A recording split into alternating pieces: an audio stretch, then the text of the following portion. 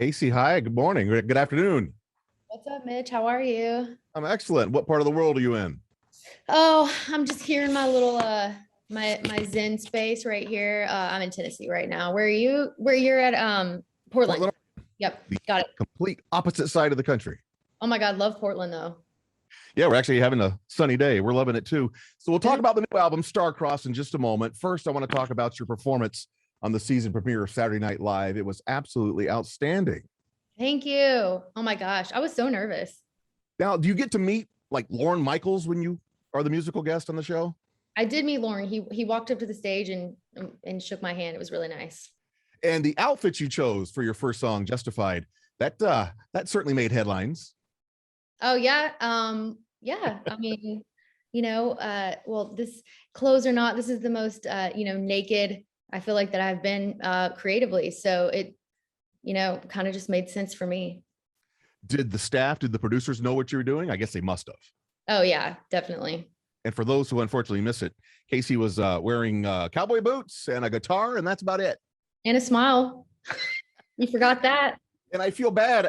I happen to be a gay man, and I didn't even notice. I didn't even realize it. I was so enraptured with the music, it didn't even occur to me. See, that was the point. So let's talk about the album. It's called Starcrossed. It's absolutely fantastic. And a lot has been said about how honest and vulnerable you are on the new album. And I'm sure that's very cathartic, but it also must be scary just to be just so open like that. Woo. You know what? Yeah. I think that it takes a lot of bravery to be truly, really vulnerable, and I think that my favorite art has come from artists that were willing to be really courageous and brave when it comes to telling a story and not just, I don't know, just writing the same thing again, just really digging deep and putting something out there that's personal. And I read that you use some mushroom-based plant therapy to kind of help guide you as you begin the album, as you put the album together. I've seen documentaries about that, and it seems terrifying to me, but I'd love to do it. I think any form of therapy is kind of terrifying, right? Yeah. Any form of self-betterment, but no, it's really interesting to me. Yeah, plant therapy is something I'm really interested in. And so, making the choice to do a guided trip at the beginning of the year, really looking to look at ways I could like transform my trauma, my sadness, my grief into something beautiful, something tangible. And for me, this was a really good method. And it honestly led to a huge big bang of creative ideas for this record. There's a playlist called the John Hopkins Psilocybin Playlist.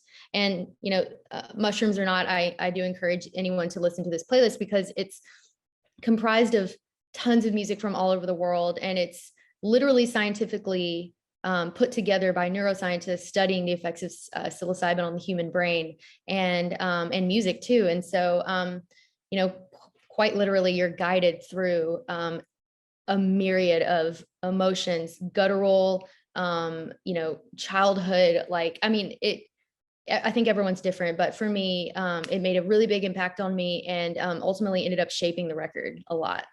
And as you mentioned, it was a guided therapy treatment. So you had experts with you to keep you safe in case I don't know, I would be afraid I would start freaking out, but did that happen for you at all? Or were you calm the whole time? No, I mean, the point is to get uncomfortable a little bit, Okay. Breaking through kind of that human ego that wants everything to be perfect and fine, and really kind of getting to the root of some of those really uncomfortable feelings. I mean, it's not a walk in the park, and it's not something that I would suggest to everyone. But it was done with a lot of intention, a lot of respect, a lot of reverence for the substance itself. I mean, it's there are tons of indigenous cultures that have formulated entire religions, around psychedelics, and Sure. There's a reason why they're not to be, totally messed with. Last question on this subject. How long did your journey last? At one point, one of the doctors that were in the room was like, "It's been 4 hours." And I was like, "Are you kidding me? It feels like it's been 20 minutes. So you can lose track of time a little bit. But all in all, I think the plant, kind of starts leaving your system in about I think the peak is at 4 or 5 hours. And then from there, it's kind of just a downhill, beautiful coast. Super interesting. Kacey, obviously you've had enormous success in the country music genre, but my radio station, Kink, is definitely not a country music station, yet our listeners absolutely love your music. I read a saying once, a description of you saying Kacey Musgraves is a country artist for people who don't necessarily like country music. Do you think that's accurate, or do you consider yourself a country artist? Honestly, I don't know what I am, to be honest. I think that I'm a big conglomeration of a lot of things. I think that, I grew up in Texas. I grew up singing literally the most country and Western music you could imagine, wearing fringe and rhinestones and cowboy hats. I mean, that was my childhood. So there's a part of me that's always going to be a big fan of that traditional country music, Buck Owens, Glenn Campbell, Willie Nelson, Johnny Cash, Dolly Parton, Loretta Lynn. I mean, it goes on and on. But, there is this big other part of me that loves, I mean, literally, it could be just anything from like one day it's like 90s hip hop, like, Tupac, to like, it could be jazz this morning, or Alison Krauss, the Eagles, Weezer. I mean, it literally, it's everywhere. And Alison Krauss is one of your biggest inspirations. Is that correct?